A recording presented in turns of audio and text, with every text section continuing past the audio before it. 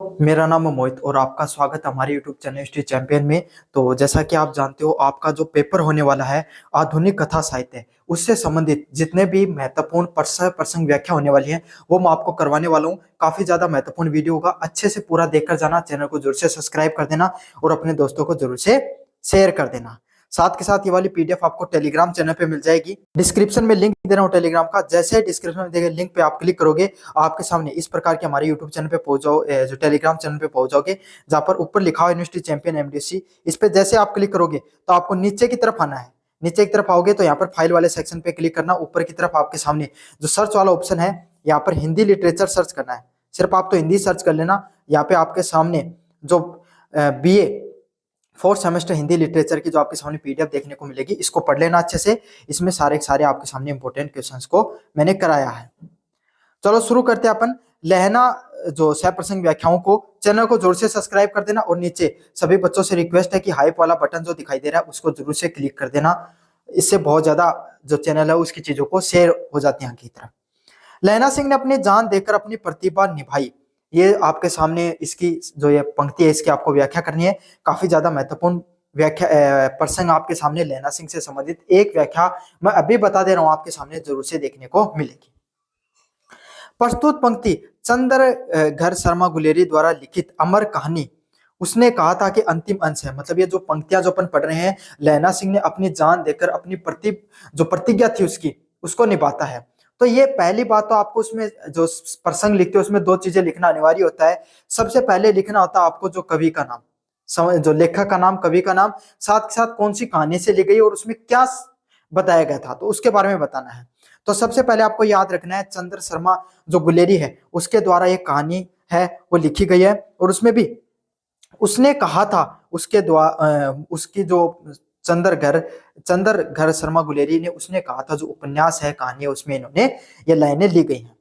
ये कहानी किस पे है आपके सामने निर्भर है। ये प्रथम विश्व युद्ध की पृष्ठभूमि यहाँ पर दिखाई गई है, जिसमें लहना सिंह नाम का जो एक सिख सैनिक है वो क्या करता है, अद्वितीय प्रेम और त्याग जो कर्तव्य निष्ठा का इसमें चित्रण किया गया है। कि एक लहना सिंह नामक जो आपके सामने एक जो सैनिक है वो क्या करता है आपके सामने, जो वो अपने मत जो प्रेमिका है उसे अद्वितीय प्रेम करता है। और सिर्फ प्रेम का संबंध उसका शारीरिक नहीं होके मानसिक और साथ के साथ जो कर्तव्य निर्वहन करता है, त्याग और कर्तव्य निष्ठा का जो वादा करता है वो उसको आखिर में निभा कर जाता है। आगे देखेंगे कि उसने क्या प्रतिज्ञा ली थी, उसके बारे में भी जानेंगे। यह पंक्ति उस निर्णायक क्षण को व्यक्त करती है जब लहना सिंह ने सब जो सूबेदारनी को बचपन में दिए गए वचन को पूरा करने के लिए अपने प्राणों की आहुति दे देता है।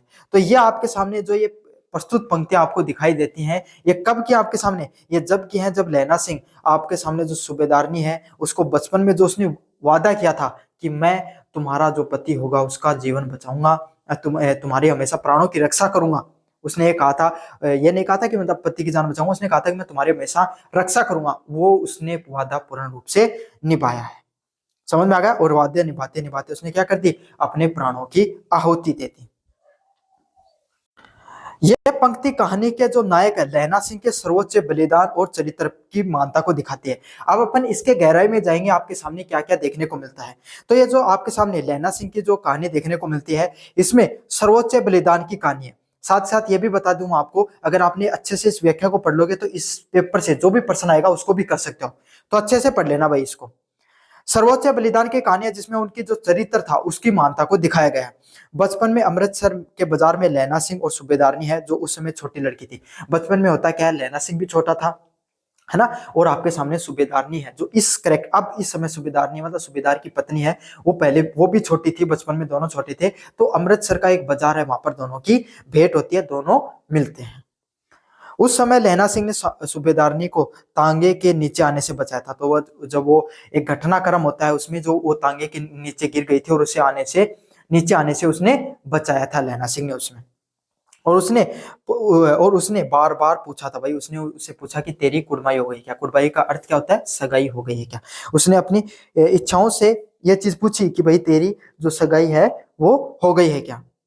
बाद में युद्ध के मैदान में सूबेदारनी उसे मिलती है और वो उसके बाद में वो लड़की वहां से हंसकर चली जाती है। और उसके बाद में वो उससे मिलती है कहाँ पर, युद्ध के मैदान में। लैला सिंह क्या हो जाता है, बाद में जाकर आर्मी में लग जाता है ना, सैनिक बन जाता है। और जो आपके सामने जो लड़की है उसकी शादी उसी जो जहां पर लैला सिंह लगता है वो उसी जो रेजिमेंट है उसके सूबेदार से उसकी शादी हो जाती है। और फिर उसी रेजिमेंट में वो एक दूसरे से मिलते हैं और उसे याद दिलाती है कि उसने बचपन में वादा किया था। और जब भेंट होती है ना उस दोनों की, जब बचपन में जब वो पूछती है कि उसे कुड़माई हो गई है, तब वो उससे पूछती है कि तू मेरे लिए क्या कर सकता है, तो वो उसे कहता है कि भाई मैं तेरी रक्षा करूंगा हमेशा। समझ में आ गया। तो अब युद्ध के मैदान में लहना सिंह को वो याद दिलाती है सूबेदार ने कि तूने जो बचपन में वादा किया था कि मैं तेरे प्राणों की रक्षा करूंगा, आज उसको जो वचन को निभाने का वक्त आ गया है। उसने अपने पति सूबेदार हजारा सिंह और पुत्र बोधा सिंह की जान बचाने का वचन देता है। और लैना सिंह वहां पर कहता है कि भाई जो उसका पति सूबेदार हजारा सिंह है और उसका पुत्र जो बोधा सिंह है उसकी वो जान बचाएगा युद्ध के मैदान में अगर जरूरत पड़ी तब। लैना सिंह इस वचन को अपनी अंतिम सांसों तक निभाता है। तो लैना सिंह आज के व्यक्तित्व की तरह नहीं है कि बस सिर्फ वचन करके छोड़ देता है, बल्कि वो उन सब चीजों को निभाता है। युद्ध के दौरान जब एक जर्मन सैनिक वेश बदलकर उसकी पलटन में घुस जाता है, अब क्या होता है, अब वो वचन हो गया, सारी घटनाक्रम आपको समझ में आ गया किस प्रकार चलता है। अब होता क्या है, आपके सामने एक युद्ध के मैदान में सूबेदार है, लैना सिंह है, उसका बेटा बोधा सिंह है, तीनों उस युद्ध में लड़ रहे होते हैं। उस समय क्या होता है, एक सैनिक होता है, किसका, युद्ध के दौरान एक जर्मन सैनिक, ये द्वितीय विश्व युद्ध की कहानी है, वो क्या हो जाता है, उनकी पलटन में घुस जाता है। और आपके सामने लैना सिंह और ये आपके सामने अंग्रेजी ब्रिटिश सेना की तरफ से लड़ रहे थे। और सूबेदार और बोधा को मारने की कोशिश करता है। और क्या करता है वहां पर भाई जो मुख्य सैनिक होता है सबसे पहले उसी पर वार किया जाता है, तो उन दोनों को मारने की कोशिश करता है। तब लैना सिंह अपनी बुद्धिमत्ता और बहादुरी से उसे मार गिराता है। और तब क्या करता है, जो लैना सिंह है वो अपनी बुद्धि का प्रयोग करके और अपनी बहादुरी से दोनों को मार गिराने का कार्य करता है। इस दौरान वह स्वयं भी गंभीर घायल हो जाता है। और इस परिस्थिति में क्या हो जाता है, वह स्वयं भी क्या हो जाता है, गंभीर रूप से घायल हो जाता है। लेकिन वह अपने गांवों को छिपा लेता है। और वो क्या करता है, आपके सामने जो उसके घाव हैं वो छिपा लेता है ताकि मोर्चे से हटाया ना जा सके और अपने वचन की रक्षा कर सके। चाहता तो वो गंभीर घायल होने की वजह से क्या कर सकता था, अब अपने देश को लौट सकता था या फिर मेडिकल ले सकता था आपके सामने, लेकिन उन दोनों की आगे भी जान बचाने के लिए वो क्या करता है, किसी को बताता नहीं है और मोर्चे पर डटा रहता है। वह सूबेदार और बोधा सिंह को सुरक्षित वापस भेजने के लिए स्वयं पीछे रह जाता है। और क्या कहता है, उन दोनों को, सूबेदार को और बोधा सिंह को चोटिल दिखाकर उन दोनों को तो भेज देता है मेडिकल के लिए, मतलब उनको तो घर वापसी करवा देता है और खुद मैदान में रह जाता है। और उनके स्थान पर चौकीदारी करता है। और उनके स्थान पर भी कार्य कौन करता है, आपके सामने लहना सिंह कार्य करता है। अंततः घायल सैनिकों को अस्पताल ले जाने की बारी आती है तो वो धोखे से सूबेदार और बोधा सिंह को पहले ही भेज देता है। तो जो घायल सैनिक है जिसमें जाना चाहिए किसको, लैना सिंह को, लेकिन क्या करता है, सूबेदार और बोधा सिंह को चुपके से उनके बीच में भेज देता है और स्वयं को मामूली घायल बताकर पीछे रुक जाता है ताकि उनकी जगह क्या कर सके, नौकरी कर सके। इसके ये बताकर वो क्या करता है, खुद को मामूली घायल बताकर वहां पर रुक जाता है। वह जानता है कि उसके घाव प्राण घातक है। उसको यह भी पता रहता है कि उसके द्वारा उसके जो प्राण है, ये जो घाव, उसके जो चोटिल वो हुआ है, उससे उसकी मृत्यु को भी प्राप्त हो सकता है, उसकी जान भी जा सकती है। लेकिन इन सब चीजों को वो परवाह किए बिना सूबेदारनी का जो उसने क्या दिया था, वचन दिया था, उसको निभाता है और जान की परवाह न किए अंत में उन दोनों की रक्षा में लगा रहता है और अपने गांव के कारण वो दम तोड़ देता है। तो वो उन दोनों की रक्षा में लगा रहता है हर समय और उनके क्या कर देता है, आखिर में आपके सामने उनके गांव की उसका जो घाव था वो बहुत ज्यादा गंभीर रूप धारण कर लेता है और अंत में उसका प्राण त्याग देता है। इस प्रकार लैना सिंह ने न केवल शारीरिक रूप से उसकी रक्षा की बल्कि अपने सर्वस्व न्यौछावर करके जान देकर उसे वचन को निभाया जो उसने एक स्त्री को जिसमें वह प्रेम करता था और उसके पति और पुत्र को रक्षा में दिया गया था। तो इसमें क्या बताया गया है कि आपके सामने लैना सिंह ने ना सिर्फ अपनी जान गवाकर आपके सामने क्या किया है, अपने वचन को निभाने का काम किया है, बल्कि वो उस प्रेम और कर्तव्य को भी दिखाने का प्रयास करता है कि कितना वो कर्तव्यनिष्ठ व्यक्ति था जिसने अपने प्राणों की रक्षा का ध्यान में अपने प्राणों को त्याग कर जो वचन था उसको निभाया था।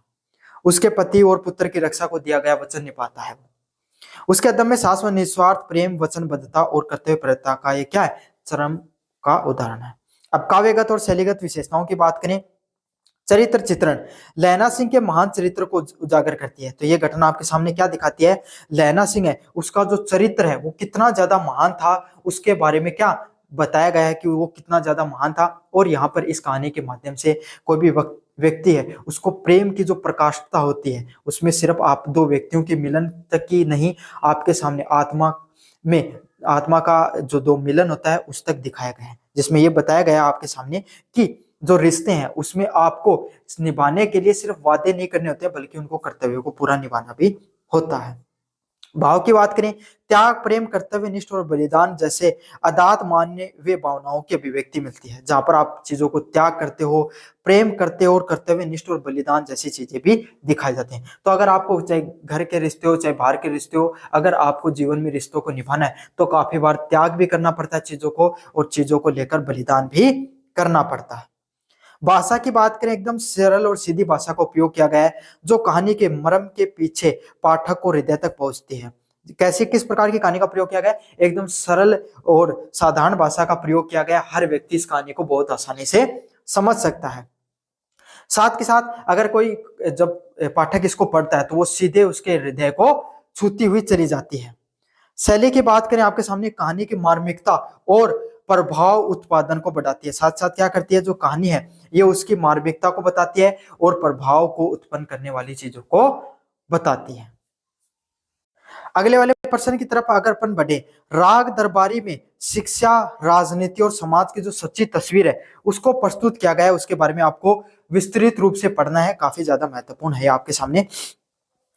प्रस्तुत अंश श्री लाल शुल्क के जो व्यंग्यात्मक उपन्यास है राग दरबारी से लिया गया है। तो आपके सामने जो ये अगला जो उपन्यास पढ़ते हैं अपन, राग दरबारी, जिसमें शिक्षा, राजनीति और समाज की जो सच्ची तस्वीर को प्रस्तुत किया गया है। आपके सामने लाइनें, इनको सप्रसंग व्याख्या के रूप में पढ़ेंगे।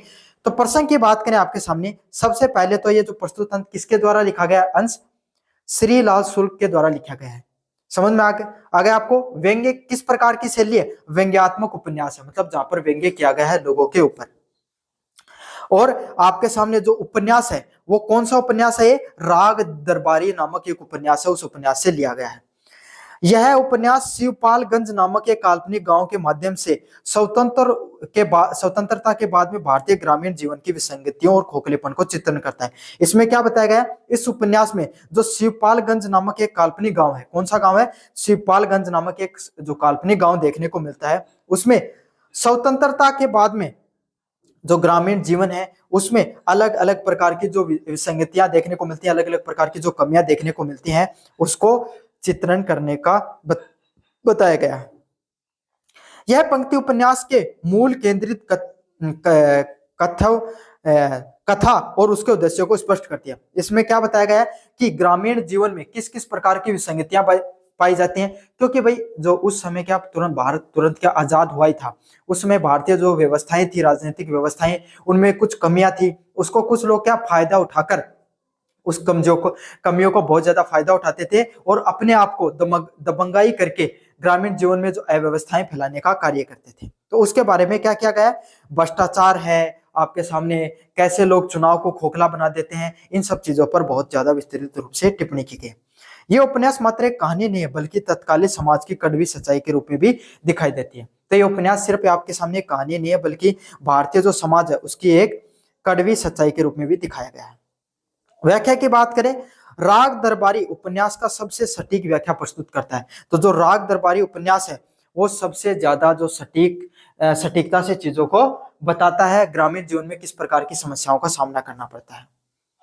श्री लाल शुल्क ने उपन्यास में आदर्शों, मूल्यों के पतन और तीखे यथार्थवादी व्यंग्य को दर्शाया।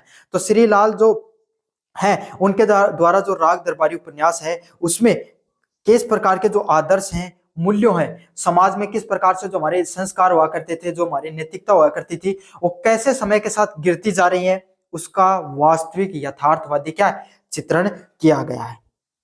विस्तृत रूप से पढ़ें, शिक्षा की सच्ची तस्वीर। तो आज के समय जो आपके समय भी हमारे समय क्या है, कॉलेज में बच्चे क्या करते हैं, आप में से लगभग बच्चे कोई 90% ऐसे बच्चे हैं जो आप में जो वीडियो देख रहे हो उसमें कॉलेज में बिल्कुल भी नहीं गए। कमेंट करके बताना कि आप गए थे या नहीं गए थे, रेगुलर नहीं जाते हो, बस परीक्षा से एक दिन पहले पढ़कर क्या कर लेते हैं, आपके सामने पास हो जाते हैं। तो ये तो कुछ इस तरीके की व्यवस्था है कि बस डिग्री बांटने वाला ही काम है। आज के समय हमारे समाज में ये चल रहा है, उसी के बारे में व्यंग्यात्मक देखने को मिलता है। क्या है, उपन्यास में शिवपालगंज में इंटर कॉलेज शिक्षा प्रणाली के खोखलेपन का प्रतीक है। तो वहां पर भी शिवपालगंज एक वहां का गांव है, इस जो राग दरबारी उपन्यास है उसमें उस वहां की जो इंटर कॉलेज है वो भी क्या है, वहां की जो शिक्षा प्रणाली है उसके जो खोखलापन चल रहा है आज के समाज हमारे समाज में, शिक्षा का बस सिर्फ दिखावा मात्र रह गया, उसके बारे में बताया गया है। जहां पढ़ाई लिखाई का कोई महत्व नहीं है, शिक्षक अनुपस्थित रहते हैं और नकल खुलेआम होती है। तो क्या इस प्रकार की जो कॉलेजों में व्यवस्था आज के समय भी देखने को मिलती है? आप कहोगे सर इस समय भी बिल्कुल रहती है इस प्रकार की, कि बच्चे कॉलेजों में सिर्फ पढ़ाई लिखाई के लिए नहीं जाते हैं, बल्कि वहां पर अधिकतर टीचर नहीं आते हैं, बच्चे जाते हैं तो और काफी बार बच्चों का पढ़ने का मन नहीं होता है। और नकल की बात करें तो नकल एकदम खुलेआम चलती रहती है। और प्रधानाचार्य भी भ्रष्ट राजनीति का हिस्सा है। और इन सब सिर्फ जो वहां के व्यवस्था पालक हैं, टीचर हैं, है ना, जो प्रधानाचार्य हैं, आपके सामने जो प्रिंसिपल होते हैं, सब के सब इस व्यवस्थाओं को भ्रष्टाचार में लिप्त करने में लगे हुए हैं, सिर्फ आपके सामने लीपापोती में लगे हुए हैं। उद्देश्यहीनता, शिक्षा का उद्देश्य ज्ञान उत्सर्जन नहीं करके बल्कि डिग्री को प्राप्त करना रह गया है। अब शिक्षा का क्या महत्व रह गया है? बस शिक्षा वास्तविकता में होती क्या थी, ताकि ज्यादा जो ज्ञान है वो ज्यादा से ज्यादा लोगों तक पहुंच सके। लेकिन शिक्षा का उद्देश्य सिर्फ लोगों तक ज्ञान पहुंचाना ही नहीं, बल्कि सिर्फ क्या बन गया, लोगों तक डिग्री बांटना ही उद्देश्य रह गया है। शिक्षा का उद्देश्य सिर्फ लोगों को डिग्री देकर डिग्री देना ही रह गया है, या राजनीति में सक्रिय होना बन गया। तो इस शिवपालगंज में क्या है, आपके सामने व्यवस्था है, यहाँ पर ना तो टीचर आते थे ना कॉलेज आते थे। यहाँ का एक वेद जी नामक एक क्या हुआ करता, प्रधान हुआ करता था, जिसकी एक कॉलेज है जो क्या करता, फ्री में डिग्री बांटता था। जो पैसे दे दो डिग्री ले जाओ, और बदले में वो क्या करता था, जहां पर जो छात्र हुआ करते थे उनको अपनी राजनीतिक फायदे लेने के लिए उपयोग में लेता था। छात्र गुंडागर्दियां चुनाव में व्यस्त रहते थे, और वहां के जो छात्र हैं वो आपके सामने लगभग गुंडागर्दियां, आपके सामने जो छात्र संघ से संबंधित जो चीजें होती है, राजनीति से संबंधित, उन सब चीजों में व्यस्त रहते थे। तो क्या आज के समय भी ये चीजें देखने को मिलती है? हाँ बिल्कुल, आज के समय भी ये सब चीजें देखने को मिलती है। यह भारतीय शिक्षा व्यवस्था की उस दयनीय स्थिति को दर्शाता है जहां शिक्षा केवल एक औपचारिक और राजनीतिक सीढ़ी बन गई है। तो भारतीय शिक्षा व्यवस्था कि आज के समय भी हमारी सामाजिक व्यवस्था में यही देखने को मिलती है। बच्चे सिर्फ, अगर अब तो चुनाव नहीं हो रहे, लेकिन जब से चुनाव होने लग जाएंगे तब देखना बच्चों को सिर्फ राजनीति से मतलब रहता है। बच्चे आते हैं क्या तो लड़ाई दंगों में व्यस्त हो जाते हैं, या फिर किसमें, राजनीति के हिस्से में व्यस्त हो जाते हैं। ये तो थी शिक्षा की सच्ची तस्वीर इस कहानी में। राजनीति की सच्ची तस्वीर क्या बताती है? भ्रष्टाचार और अपराधीकरण। उपन्यास में गांव की राजनीति पूरी तरीके से दूषित और भ्रष्ट हो चुकी है। अगर अपन गहराई से समझें इस सब चीजों को, तो उस गांव की जो राजनीति है वो पूर्ण रूप से क्या हो चुकी है, दूषित हो चुकी है और नष्ट हो चुकी है। वैद्य जी का परिवार ही गांव की राजनीति का केंद्र है, और अगर अपन ढंग से समझेंगे तो उस गांव में सिर्फ एक ही व्यक्ति है जो पूरे गांव की राजनीति को नियंत्रित करके रखता है, वो वैद्य जी का परिवार है, जो पूर्ण रूप से गांव की राजनीति को नियंत्रित करता है, जो अपनी दबंगाई, चालाकी और धोखे के सहारे से सरकारी समिति और कॉलेज पर नियंत्रण रखता है। क्या करता है, एक व्यक्ति है राजनीति में, उसी का कंट्रोल है, तो सारा भ्रष्टाचार वही करता है। सरकारी कॉलेज को उसने ले रखा है, कब्जा रखा है, जो इंटर कॉलेज है उसको, वो सरकारी समिति का अध्यक्ष बन के बैठा है। सब चीजों पर क्या उसने अपना कब्जा कर रखा है, और वहां पर भ्रष्टाचार को व्याप्त रूप से फैला रखा है। लोकतंत्र का मखौल, ये चुनाव दिखावा मात्र रह गए। उस जो गांव है शिवपालगंज, वहां पर आपके सामने चुनावों की बात करें तो चुनाव वहां पर क्या है, सिर्फ दिखावा मात्र का ही काम कर रहे हैं। जहां मतदान से पहले परिणाम तय हो जाते हैं। पता है वेद जी को जीतना है, तो आप सबको पता है कि जब चुनाव होता है उससे पहले ही क्या हो जाता है, जो विजेता है वो घोषित हो जाता है। यहाँ या बाहुबल या धनबल का प्रयोग करके किसी एक व्यक्ति को विजेता बना दिया जाता है। वेद जी को ईमानदारी के सिद्धांतों का कोई स्थान नहीं है। ना तो चुनाव प्रक्रिया सही से हो रही है, ना आपके सामने सरकारी जो कर्मचारी वो अच्छे से काम करते हैं, ना पुलिस प्रशासन अच्छे से कार्य करता है। भारतीय लोकतंत्र के ग्रामीण स्तर में अपराधीकरण व भ्रष्टाचार की सच्ची तस्वीर को प्रस्तुत किया गया है। तो इस कहानी को जब आप विस्तार से पढ़ते हो तो आपको पता चलता है कि किस प्रकार से भारतीय समाज में जो लोकतंत्र है और चुनाव है उसको अब तो बहुत सही होने लगे अपने यहाँ पर चुनाव, लेकिन जिस समय आजाद हुआ था तब ये समस्याएं आमतौर पर देखने को मिलती थी। अगले वाला पॉइंट है समाज की सच्ची तस्वीर। नैतिक पतन। उपन्यास में भारतीय ग्रामीण समाज के नैतिक पतन को बड़ी सूक्ष्मता से दर्शाया गया है। मतलब जो ये उपन्यास है इसमें जो भारतीय समाज है उसमें जो नैतिक पतन है उसको बहुत ही सूक्ष्मता से और गहराई से दर्शाया गया है। ईमानदारी, सच्चाई व परोपकार जैसे मूल्यों का अभाव है और इन सब व्यवस्थाओं में जो सच्चाई है, परोपकार है और जो मूल्य है उसका अभाव देखने को मिलता है। क्यों? क्योंकि भाई कोई भी व्यक्ति है इस गांव में, सब भ्रष्टाचार करने पे लगे हुए हैं, सब वैद्य जी के आसपास घूमते हैं ताकि उनको भी थोड़ा सा फायदा मिल जाए। सभी लोग अपने स्वार्थ प्राप्ति में किसी को जो मौका मिलता है वो स्वार्थ को पूर्ण करने पर लगा रहता है। हर व्यक्ति अपने स्वार्थ में लिप्त है और हर व्यक्ति को अगर आप गहराई से समझो तो हर व्यक्ति किसी ना किसी अपने स्वार्थ को पूर्ण करने में लगा रहता है और दूसरे को शोषण करने को तत्पर रहता है और दूसरे को क्या समझते हैं, दूसरे का किसी न किसी प्रकार से शोषण कर लिया जाए उसमें व्यक्त रहते हैं। लाचारी और विडंबना। गरीब किसान, छोटे व्यापारी और आम नागरिक वेद जी जैसे सत्ताधारी लोगों के सामने लाचार हैं। अगर कोई व्यक्ति उनके खिलाफ अगर बात भी उठाने का प्रयास करता है तो वो भी क्या आपके सामने, जो उस गांव के जो गरीब किसान हैं, छोटे व्यापारी हैं और आम नागरिक हैं, वो वेद जी जैसे व्यक्ति हैं उनसे वैसे ही पहले से ही परेशान है। न्याय व्यवस्था भी भ्रष्ट है और वहां की न्याय व्यवस्थाओं की बात करें वो भी पूर्ण रूप से आपको कैसी दिखाई देती है, भ्रष्ट न्याय व्यवस्था दिखाई देती है, जहां पर मुकदमे और सच्चाई की नहीं बल्कि पैसे की जीत होती है। और वहां पर जीत किस प्रकार से होती है, पैसा है तो आपकी जीत है, पैसा नहीं है तो आपको बिल्कुल भी कोई कदर नहीं है, कोई आपका महत्व नहीं है। यह उस सामाजिक विडंबना को दर्शाता है जहां व्यक्ति अपनी बर्बादी में भी सुख खोजने लगता है। मतलब भ्रष्टाचार इतना व्याप्त और लिप्त हो चुका है कि लोग उस भ्रष्टाचार के साथ जीवन जीना ही सुखी मानने लगे हैं। शहरीकरण का प्रभाव भी देखने को मिलता है। रंगनाथ जैसे शहरी शिक्षित गांव में आकर अव्यवस्था को बदलने में भी नाकाम रहते हैं। मतलब एक शिवपाल नामक एक कैरेक्टर है इसके अंदर, पात्र है, वो आता है, गांव से पढ़ा लिखा लड़का है, वो इस व्यवस्था को बदलने का प्रयास करता है लेकिन वो भी नाकाम रहता है।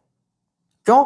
समाज में जड़ता और परिवर्तन के प्रति प्रतिरोध दिखाया गया है। और क्या दिखाया गया है कि समाज है उसमें परिवर्तन करना कितना ज्यादा मुश्किल होता है और अगर आप परिवर्तन करने का प्रयास करते हो तो सारा समाज आपके खिलाफ खड़ा हो जाता है। इस प्रकार जो आपके सामने राग दरबारी किसी आदर्श ग्राम का चित्रण नहीं है बल्कि ये उस भारतीय ग्रामीण के बेबाक व सच्चा चित्र है जो आजादी के बाद भी पुरानी रीतियों और नई व्यवस्थाओं की खामियों मिलकर समाज को जकड़े हुए हैं। तो ये राग दरबारी नामक जो आपके सामने जो कहानी है ये आपके सामने उस आदर्श ग्राम जिसको बोला जा सकता है उसका चित्रण है, जहां पर आपके सामने जो गांव है उसमें जो किस किस प्रकार की अव्यवस्थाएं पाई जाती है उसके ऊपर बताया गया है। भारत स्वतंत्र हो चुका है लेकिन पुरानी कुरीतियां और जो व्यवस्थाएं हैं, जो पुरानी कुरीतियां और जो नई व्यवस्थाएं उसमें भी जो खामियां थी उनको पकड़कर उनकी कमजोरियों का फायदा उठाया गया है। और इन सब विसंगतियों पर आपके सामने जो श्री लाल शुल्क ने बहुत ही गहराई से व्यंग्यात्मक टिप्पणी की है। काव्यगत शैली की बात करें, तीखा और व्यंग्य यथार्थवादी व्यंग्य का प्रयोग किया है। तो आपके सामने जो श्री लाल शुल्क इन्होंने क्या बहुत ही गहराई से चीजों को बताया है, तीखा और जो वास्तविक आपके सामने जो व्यंग्य करने का प्रयास किया है, जो सामाजिक, राजनीतिक व शैक्षणिक व्यवस्थाओं की विसंगतियों को उजागर करता है। और यहाँ से आपको क्या पता चलता है किस प्रकार से हमारे समाज में राजनीति में शैक्षणिक जो शिक्षा है, व्यवस्था है, उसमें कितनी प्रकार की खामियां देखने को मिलती है। यथार्थवादी, आदर्शवाद किससे परे ग्रामीण जीवन की कड़वी सच्चाइयों का चित्रण किया गया है। और यहाँ पर क्या दिखाया गया है कि जो हम आदर्शवाद की बात करते हैं, समाज में जो आदर्शवाद देखने को मिलता है उसके विपरीत जो ग्रामीण समाज है उसमें किस किस प्रकार की जो कमियां होती हैं वो किस किस प्रकार से देखने को मिलती हैं उसके बारे में बताया गया है। भाषा शैली की बात करूं, सटीक, चुटीली और मुहावरेदार भाषा का प्रयोग किया गया है। तो किस प्रकार की भाषा प्रयोग किया गया है, एकदम सटीक भाषा का, एकदम व्यवस्थित भाषा का प्रयोग किया गया है। चुटीली और मुहावरेदार, मतलब अगर आप पढ़ते हो ना तो चुटकीली मतलब आपको हंसी मजाक भी देखने को मिलता है, मुहावरे भी देखने को मिलते हैं और आपको व्यंग्य भी देखने को मिलता है जिससे आपको पढ़कर अच्छा भी लगेगा और वास्तविकता का भी पता लगेगा। शैली वर्णनात्मक होते हुए भी कहीं कहीं पर हास्य के साथ विडंबना से भरी हुई है। तो यह आपके सामने जो कंप्लीट का कंप्लीट मैंने पढ़ा दिया है, अच्छे से पढ़ लेना, चैनल को सब्सक्राइब कर देना और अपने दोस्तों को जोर से शेयर कर देना। धन्यवाद।